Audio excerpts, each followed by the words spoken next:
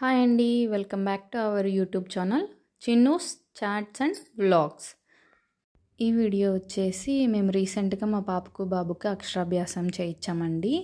ఇక్కడే వర్గల్లో హైదరాబాద్ సరౌండింగ్స్లో ఉంటుంది. ఆ వీడియో అంతా టెంపుల్ సరౌండింగ్స్ ఏవేవి తీసుకెళ్ళాలి, ఎలా ఉంటుంది అంతా నేను ఈ వీడియోలో మీకు ఫాస్ట్ ఫార్వర్డ్లో చూపిస్తానండి. ఇది వచ్చేసి టెంపుల్ బ్యాక్ సైడ్ అండి. యాక్చువల్లీ అక్కడ మేము కారు పార్కింగ్ చేసి దాదాపుగా ఒక 2 కిలోమీటర్స్ దాకా నడుచుకుంటూ టెంపుల్ బ్యాక్ సైడ్ నుంచి మమ్మల్ని పంపించారు. ఎందుకంటే ఆ రోజు వసంత పంచమి కదండి. చాలామంది ఆ రోజు అక్షరాభ్యాసం చేస్తే మంచిది అంటారు. సరస్వతీదేవి పుట్టినరోజు కదండి.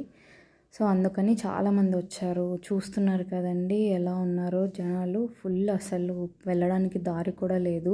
క్యూ పెద్దగా ఉండింది, అసలు తోసుకుంటున్నారు.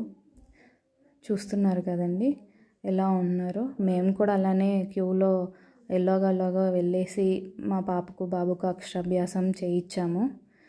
ఫైనలీ కూర్చున్నాము.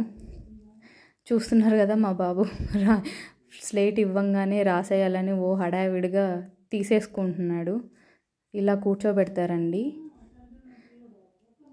ఇక్కడ మా పాప తెగ హాయ్ చెప్పేస్తుంది యూట్యూబర్స్కి.